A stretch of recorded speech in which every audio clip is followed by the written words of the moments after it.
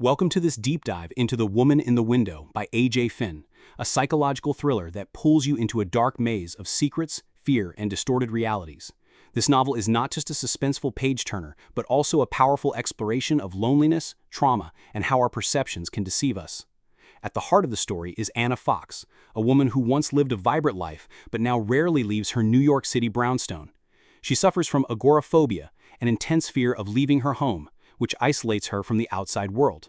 Instead, Anna lives through the windows, observing her neighbors, especially the family next door, the Russells. Her voyeuristic glimpses give her a fragile connection to life beyond her walls. But everything changes one evening when Anna witnesses something she believes to be a violent crime in the Russell household. What follows is a tense, twisting journey as Anna struggles to piece together what really happened while battling her own mental health struggles, including medication side effects, alcoholism, and trauma from her past. The lines between reality and hallucination blur, making her an unreliable narrator and keeping readers guessing until the very end. What makes The Woman in the Window so gripping is its masterful use of suspense mixed with psychological depth.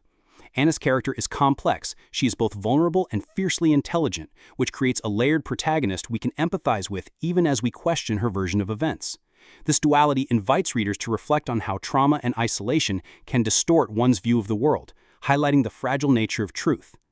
The novel also explores themes of trust and betrayal, not just between characters, but within oneself.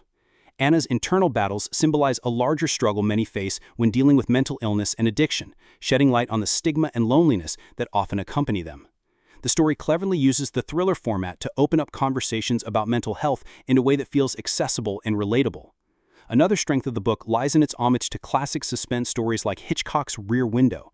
The voyeurism motif is used not only as a plot device, but also as a commentary on how we observe and judge others from a distance, often missing the full truth. It challenges readers to consider their own tendencies to jump to conclusions, and reminds us that appearances can be deceiving. On the downside, some readers might find the pacing uneven, with moments where the psychological introspection slows the action. Others might feel that certain plot twists are predictable or lean heavily on genre tropes. Yet, these minor flaws don't overshadow the book's ability to keep readers deeply engaged and emotionally invested. From a broader perspective, The Woman in the Window offers a mirror to societal issues such as the invisibility of mental illness and the isolation that can come from trauma, especially in urban settings. It asks important questions. How do we cope when cut off from the world? How reliable are our perceptions? And can we ever truly know the stories behind closed doors?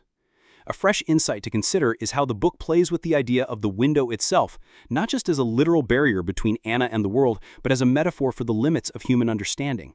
Just as Anna peers through her window but can never see everything clearly, we too only grasp parts of others' lives, and that partial vision can lead to misunderstanding or fear.